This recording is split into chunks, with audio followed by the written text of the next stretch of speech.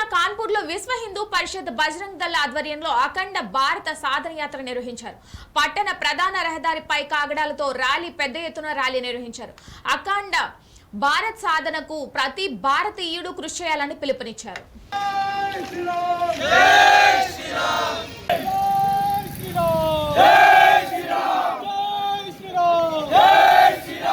అఖండ భారత్ దివాస్ సందర్భంగా కాగడాల ర్యాలీ నిర్వహించడం జరిగింది. ఎందుకంటే ఈ ఆగస్టు 14వ తేదీన కొన్ని విదేశీ శక్తులు అఖండ భారతంలో ఉన్నటువంటి భూభాగాలను చిన్న చిన్న దేశాలుగా మత ప్రాతిపదికన కేవలం ఒక లక్ష్యం లేకుండా, ఏమీ లేకుండా కేవలం మత ప్రాతిపదికన మాత్రమే కొన్ని దేశాలను విడగొట్టడం జరిగింది.